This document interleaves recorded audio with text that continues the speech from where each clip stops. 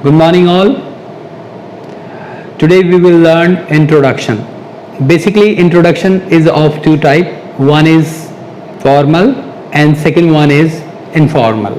Informal जो हमारा introduction होता है वो हम कंपनीज में, रिज्यूम बिल्डिंग में और इंटरव्यूज़ के दौरान और कोई भी ऑफिशियल एप्लीकेशन के दौरान इस्तेमाल करते हैं। जबकि इनफॉर्मल इंट्रोडक्शन है वो हम फ्रेंड, फैमिली एंड सिबलिंग्स के बीच में डिस्कस करते हैं। तो आज मैं इन दोनों ही कंसेप्टों पे काम करूंगा और आपको दोनों ही बातें अच्छे से बताऊंगा। सबसे पहले हम फॉर्मल पे बात करते हैं। तो फॉर्मल में आप एक चीज़ याद रखिएगा, 10 पॉइंट्स होते हैं। फॉर्मल में 10 पॉइंट्स होते हैं। पहला कौन सा है? नेम। दूसरा आपका रेजिडेंस। तीसरा क्वालिफिकेशन। चौथा हॉबीज। पांचवा aim. Likes and dislikes, strength and weakness, family background, about father and about siblings. ये टोटल 10 चीज़ें हैं जो आपको आपकी टिप्स पर याद होनी चाहिए। ये 10 चीज़ें आपको आपके फॉर्मल इंट्रोडक्शन के लिए ज़रूरी हैं। इनको आप बिल्कुल टिप्स पर रखें क्योंकि first impression is the last impression. जब आप किसी कंपनी में जाते हैं, विजिट करते हैं और फर्स्ट टाइम जब आप इंटरव्यू दे रहे होते हैं तो वहाँ पर आपकी वास्ट नॉलेज को देखकर आपका इंटरव्यूअर ज़्यादा प्रभावित होता है और वो आपके ज़्यादा नज़दीक आने की कोशिश करता है कि आपको रियली में काफ़ी नॉलेज है। दूसरा होता है इनफॉर्मल। इनफॉर्मल में कभी भी अति चीज़ बताने की आवश्यकता नहीं होती। सिर्फ आपको आपका नाम पता होना चाहिए, आपको आपकी कंपनी का नाम पता होना चाहिए, आपको आपका एक्सपीरियंस पता होना चाहिए और फाइनली आपको आपका एम यानी लक्ष्य पता होना चाहिए। ये 4 चीज़ें भी आपको पता हो तो इनफॉर्मल में चलेगा।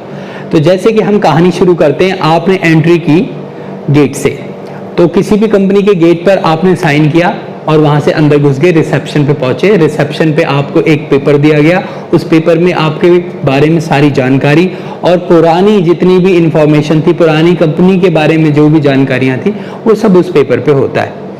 देन आप उसके बाद इंटरव्यू के लिए कॉल किए जाते हैं और आपको एक आइसोलेटेड रूम में बिठाया जाता है जहां पर 2 से 3 इंटरव्यूअर्स हो सकते हैं। एक तो आपसे पर्सनल इंफॉर्मेशन लेता है और दूसरा आपसे सोशल इंफॉर्मेशन लेता है। पर्सनल इंफॉर्मेशन में आपकी सारी की सारी आपकी अंदरूनी जानकारियां होती हैं और सोशल में आपके जो सराउंडिंग्स है, जो आपका काम का प्रोफेशन है, जो आप किस तरह से काम करते हैं, वो सोशल वे होता है। तो जब आप पर्सनल वे में होते हैं तो ये 10 चीज़ें आपको याद रखनी होती है। आपका नाम, आपका पता, आपका एजुकेशन, आप अगर एक्सपीरियंस हैं तो आपका एक्सपीरियंस बताना है और अगर आप फ्रेशर हैं तो अपने आप को फ्रेशर ही बताना है। फिर आपको आपका लक्ष्य बताना है। देन उसके बाद आपको आपकी स्ट्रेंथ बतानी है, स्ट्रेंथ यानी ताकत, और वीकनेस बतानी है, वीकनेस यानी कमजोरी। फिर आपको आपकी लाइक्स बतानी है यानी आपकी पसंद, और फिर उसके बाद डिसलाइक बतानी है। फिर आपका फैमिली बैकग्राउंड बताना है कि आपके जो पिता हैं वो किस फर्म में काम करते हैं, या वो घर पे रहते हैं, या वो एक फार्मर हैं। फिर अपनी माता के बारे में बताना है और फाइनली अपने सिबलिंग्स यानी भाई बंधुओं के बारे में बताना है।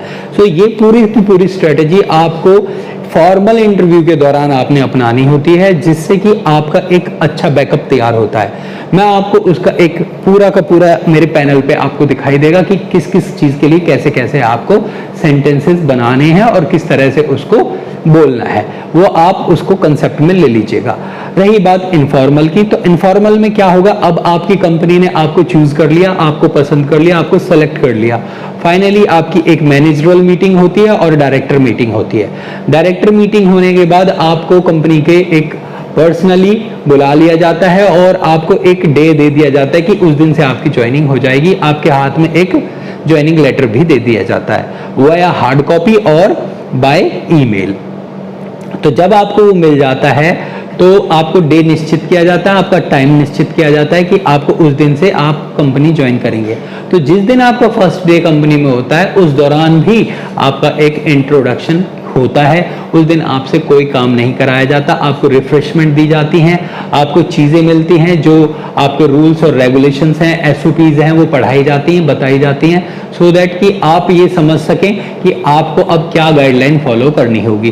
तो वो इंट्रोडक्शन में आपको आपका नाम बताना होता है, आपको आपका डिपार्टमेंट जो होता है, जैसे QA है, क्वालिटी एश्योरेंस है, QC है, क्वालिटी कंट्रोल है, या फिर अन्य कोई विभाग में आप काम करते हैं, टीचिंग स्टाफ में चले गए तो टीचिंग में आप बताएंगे, या उस डिपार्टमेंट में रिसर्च एंड डेवलपमेंट में हैं आप, वो आप बताएंगे। तो वो सारे डिपार्टमेंट के साथ आप अपनी इंफॉर्मेशन देंगे। फिर आप अपना एक्सपीरियंस शेयर करेंगे उन लोगों के बीच में कि मुझे 2 साल का एक्सपीरियंस है और ब्ला ब्ला स्कूल में मैंने वहाँ पर इतने साल का एक्सपीरियंस किया है, या XYZ कंपनी में मैंने काम किया एज अ टीम लीडर और एज अ मैनेजर। तो वो सारी चीज़ें आप डिस्कस करेंगे। तो वो 3-4 पॉइंट्स हैं जो वो आप वहाँ पर शेयर करेंगे। वहाँ पर इतना ज़्यादा वास्ट रूप में आपको कुछ नहीं बताना होता है। So this is the way to express your formal and informal introductions. ये दोनों ही बड़े कारगर हैं और दोनों ही आपको आने चाहिए, क्योंकि आपका सिलेक्शन से पहले फॉर्मल होता है और सिलेक्शन के बाद इनफॉर्मल होता है। तो इन दोनों इंट्रोडक्शंस को आपको अच्छे से समझना है,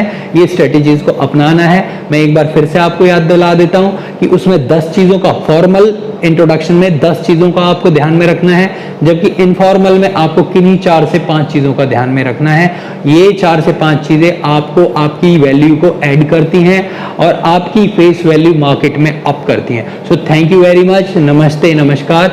फिर से अगली वीडियो में आपसे मिलता हूं कुछ नई बातों के साथ। टिल दैट, बाय बाय, शबा खैर, फिर मिलते हैं। Okay, see you.